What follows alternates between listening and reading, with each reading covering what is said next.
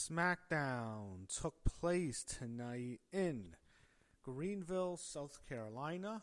Not a big market, and this shows because WWE really didn't try tonight, I felt like. SmackDown, I have to say, is easily been WWE's worst show of the year, and that includes NXT, which I haven't enjoyed this year either. But SmackDown's been awful this year. This was not a good show. It's a drag to watch every single Friday night. It's a chore, it feels like. And I haven't used that word since the Vince years, chore, to watch WWE, but that's what it's starting to feel like when watching SmackDown. I don't feel that way at all when watching Raw. Raw is usually a good show, but SmackDown sucks. It's had a shit year, one of the worst years in SmackDown history since it debuted in 1999. We started the show off with Cody Rhodes opening the show. He's still over with the crowd despite his seemingly extremely negative reputation lately on social media, particularly on X, that I've seen. But he's popular. He says he's done with Drew. He will await a new opponent. Aleister Black comes out with Zelina, who is now known as just Zelina. I don't think she's Zelina Vega anymore, but she's out with Black, and Black answers the challenge. Zelina slaps Cody. Nick Aldis comes out and says they'll have a match tonight. And all I thought was, man, Zelina looks really good tonight. She's always looks good, but particularly she looked really good tonight in her outfit. And it's kind of funny. Whenever they come out now, Zelina and Aleister, all I think is, oh my God, it's just so similar to Scarlett and Karrion Kross. That's all I can think of. Like, wow, it's just so similar to that. It just seems like they didn't want to pay him, so just had Aleister and Zelina take the gimmick because they already paid Zelina and they just brought Aleister Black and they can have him do this. So now they don't have to pay Kross and Scarlett, which Triple H seemed to really like back in the day, but not recently now. But it is what it is. So we see Charlotte Flair and Alexa Bliss, the Women's Tag Team Champions, arriving. And then we see Jade Cargill arriving. And then we see Ilya Dragunov heading to the ring. He comes face-to-face with Tama Tonga backstage. Before he makes his entrance, he asks who will step up. It's Tommaso Ciampa, seemingly is. And he's with Johnny Gargano, his tag team partner, and Johnny's wife, Candice LeRae. He cuts a promo on being called a jackass by Ilya last week. Then they decide that Johnny's going to do the match instead. So we get Ilya Dragunov and Johnny Gargano. And if this was an NXT in the year like 2019 or something, this would be a 5-star match. Here it's just an okay match on TV. Dragunov wins with an H-bomb. We go backstage. Sami Zayn talks to Nick Aldis in his office. He wants the MFT, but he's not medically cleared, so Aldis says no. He leaves, and then R-Truth walks in. He wants in on the Cena tournament. Some comedy spot here. Backstage, Ciampa and Gargano are sitting on production boxes. Fraxium walks up to them, mocks them for losing the U.S. title match. Gargano did, and I guess that they'll continue to feud. But I mean, I'll say this: the tag team division really got hurt by SmackDown losing the third hour, and SmackDown's not a good show anyways.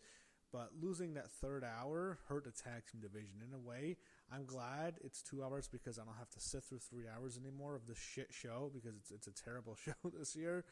But the tag division got hurt the most with it, as I predicted it would when it first got changed. Jade Cargill is out next. She's your new WWE Women's Champion. It's a quick promo. She says she's that bitch. And that's after she destroyed Tiffy on this past Saturday. And then Jade walks up the ramp, back up the ramp. And then Charlotte Flair's music hits. And she walks out with Alexa Bliss by her side, looking like a sidekick to be honest. And then Charlotte and Jade have a stare down. And this is not the first time they've done this, but clearly to me it looked like, wow. It's so obvious. Charlotte and Alexa will lose the Women's Tag Team titles on Monday on Raw, and then Charlotte's going to feud with Jade. She's going to be her first opponent, and I don't know where that leaves Alexa. That's all I thought was, oh, great, here we go. Poor Alexa. She got Charlotte over, and now she's going to have nothing to do after they lose the Women's Tag Team belts. Poor Alexa. That's all I thought there, but Jade and Charlotte's definitely going to happen very soon. That's always going to be a match they were going to do, but that looks like the match that's going to happen. It won't be Jade's first opponent, but probably her first challenger because we know who her first opponent is, and that's going to happen next week. Chelsea Green and Alba Fire are talking backstage. Then B-Fab and Mishin walk up to them. They mocked her after Julia surpasses her reign. Then Jade walks up. She intimidates Chelsea Green. She runs off. And then Jade has a confrontation with B-Fab. It sets up a match next week. Then we get Charlotte Flair taking on Nia Jax. So the screen blacked out multiple times. All I thought was, oh great, Charlotte's having another one of her wardrobe malfunctions. She used to have wardrobe malfunctions every single week, and then she had to get that reduction surgery. Now it doesn't happen as much, but it still does happen a lot. And I'm not complaining too much, but I don't get to see it, so maybe I should complain. Anyway, I'm joking. I didn't mean that. So Alexa Bliss is on the outside. All of a sudden, Alexa is attacked by someone in the crowd, and it turns out to be Lash Legend, making her seemingly her debut on SmackDown. Then Lash starts to choke Alexa, and she has her in a sleeper position and lifts her up. And Lash is a giant. Alexa is so small. It looks like this could really hurt Alexa, and she's just ragdolling poor Alexa Bliss. Kind of reminded when when China ragdolled Marlena Goldust's wife. Later, Terry Runnels, that's what we know her as, and she kind of ragdolled her at that WrestleMania. That's what it kind of reminded me of. That's what it kind of looked like. But it looks like she's hurting Alexa, and Alexa is being hurt, and she's being attacked. So this distracts Charlotte.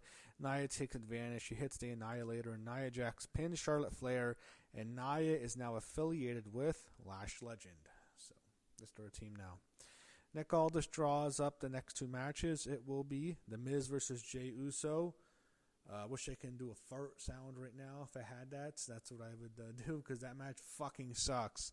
Miz, who I don't like, boring in the ring. Jey Uso is probably the worst worker in the whole company right now. What a shit match that is. I'll skip that probably. Or I'll just look at my phone the whole time, scrolling through social media or something. I'm not going to actually watch that fucking match. I'm not going to lie. And LA Knight will face someone, but it's a mystery. It's a surprise, and that means LA Knight's probably going to lose. I would assume it's either Matt Cardona or Nick Nemeth. I would put money on one of those two names. Julia is out next with Kiana James. She gets no pop, unfortunately. I'm going to say a lot about her and her booking, but we'll get to that later when we get to that match. So backstage, Kathy Kelly, wearing glasses tonight, interviewed both Nia Jax and Lash Legend after Lash's debut. They were feuding on NXT a couple of months ago, and Nia won the feud, but now they're a duo, they're a team. Lash cuts her debut promo for SmackDown, and they're a new tag team. Chelsea Green was out next with Alba Fire, and then we see Ethan Page watching in the crowd, and I thought, oh great, maybe this is his debut. Maybe he should come up with her, and they can be a new team, and they're doing good on NXT as the evil foreign menace Canadians, but I guess they can do be a duo on SmackDown. Hopefully they drop the Canadian gimmick, but we get the Women's U.S. title match, Julia defending against Chelsea Green, and oh my goodness, I have a rant. This is the rant. Wow. Actually, to be honest, I wasn't disliking the show too much. I thought, alright, this is alright. We got some debuts. We got Lash. They're doing some stuff. Okay. And then this happens and just put me in a bad mood because I felt really bad for Julia. She loses quickly. It's not that just that she lost. It was like a really quick match, and Chelsea won. She didn't win cleanly. She won holding the ropes and the roll-up. 1, 2, 3. Chelsea Green beats Julia. She is your new Women's United States Champion for the second time. What the fuck? That's it for Julia. That's it for Julia. What a fucking disaster. What a horrible title reign. One of the worst title reigns of all time. She won the title in June in Saudi Arabia from Zelina Vega, who beat Chelsea Green. Now Chelsea gets it back from Julia. Oh my God, what a catastrophe. Just bad news for Julia. I don't know where she goes from here. I think they're just going to use her to push Kiana James. I don't think they ever wanted to push Julia. I think they want to push Kiana James. I don't think Triple H sees much in her. Wow, this is not good for her at all. She's in a bad position. I don't know what her future is with this company. People are going to get called up more, and she's not over with the fans. They've booked her so poorly, and they put her with Kiana James, I think, just to get Kiana over. I think there's a couple of reasons why they want to push Kiana James over Julia. It's right in front of your face. You can look at those two reasons. They're exposed to you usually every week. I think that's why they want to push Kiana over Julia, and this sucks. I was not happy with this. Definitely the worst part of the show, and I don't know where Julia is going from here, guys. I don't know.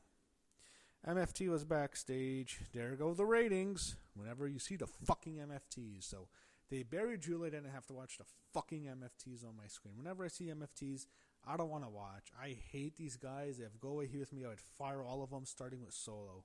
Tama Tonga maybe can stay, but he has to get rid of that stupid catchphrase. Anyway, then we see Wyatt Six behind him lurking in the background. Rey Fenix is out next.